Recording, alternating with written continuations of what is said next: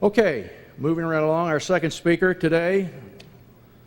Let's flash back to the Cold War. And by the way, feel free to get up and grab a drink, relax, and all that stuff whenever you want to. Flash back to the Cold War, those times that we knew could turn hot in literally a flash. Extraordinary measures in those days were taken to learn the capabilities of the Soviet missile forces. To that end, the 6th Strategic Reconnaissance Wing at Eielson Air Force Base was busy at work. At the end of the Aleutian chain in a little island known by, among other things, Shemya, King Hawes was then a member of the 24th Strategic Reconnaissance Squadron. He has dedicated his life to recording, documenting, and spreading the history of the 6th Strat Wing. He is here today to tell us what the 6th Strat Wing and 55th SRW crew members deployed were up to at Shemya in mid-1969. King?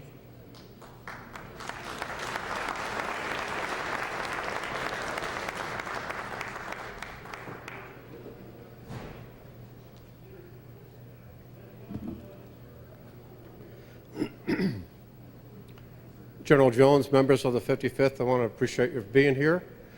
And Colonel Thomas, I want to say thank you once again for the invitation and opportunity to tell this story. For me, this is a very personal story that's going on for about 40 years now. I'll give you a little bit of background about myself. The 2 airplanes that I was associated with that you'll see reference to here, A Tale of 2 Airplanes. And the website is rc135.com. So whatever I don't say here, if you go to your website or go to the internet, you'll find that complete story there. It continues to develop, and it has been working on it now for about the last 8 years. It all started for me in 1966 when I was in B-52s at Westover. I had been there for about 4.5 years and 2,000 hours in a buff. I was getting a little bit burned out and looking for a change. I came off alert and the phone rang, answered it, and personnel said, "We have a change of assignment for you." And I said, "Where to?" They said, "Alaska." My first reaction was, "Alaska? What's in Alaska?"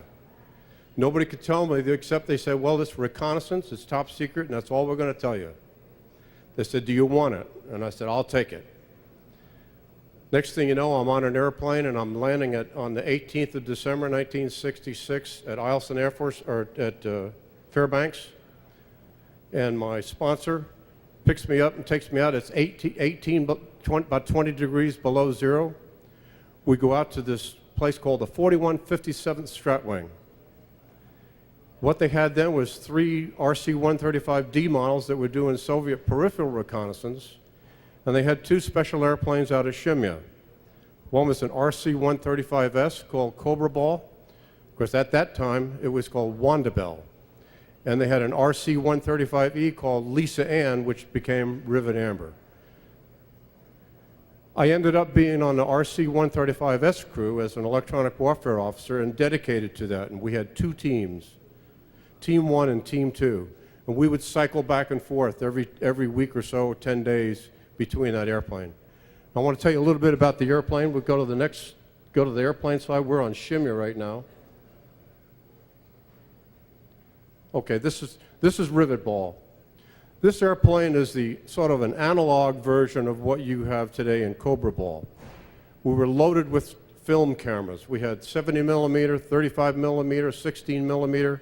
We had infrared, ultraviolet, you name it. We covered the whole spectrum.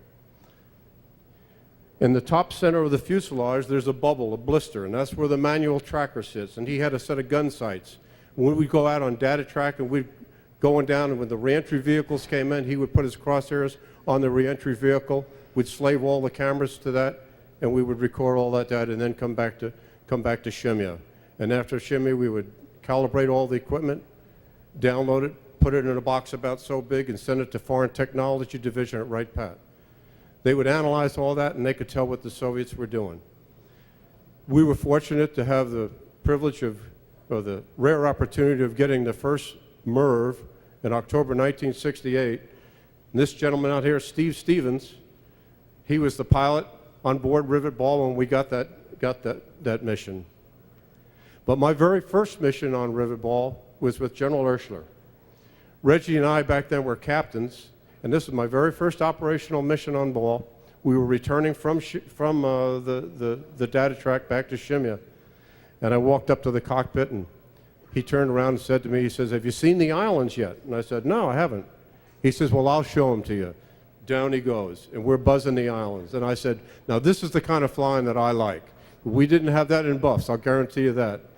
And if you talk to Reggie a little bit, he'll tell you about buzzing the tower with a couple airplanes back there. He was noted for that, and a lot of great stories. We had a great time.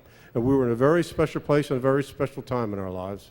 And it stays with me today and probably stay with me to the end. Well, that was Rivet Ball.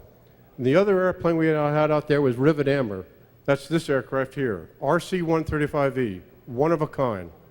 Most expensive airplane in the Air Force at that time, including the SR-71s. This airplane was valued at that time roughly around $35 million. That doesn't sound like much today, but in 1965, $66, that's a lot of cash. The special thing about this airplane is that it had a huge phased array radar. You can see that fiberglass dome, that discolored area there, that's all fiberglass. And behind that is this phased array radar, which was based on the one that was on the Enterprise. Hughes Aircraft shrunk this radar down, stuffed it in this airplane, and to make it fit, they had to take out the mid-body fuel tank to get it in. And it was so heavy they had to put lead ballast in the tail to balance out the airframe. The little tiny window that you see aft of that area is a ballistic streak camera. This is a camera that's gyro stabilized. It holds a plate about so big. When the reentry vehicles come in, it gets a nice streaks on it, and you can see everything, what happened.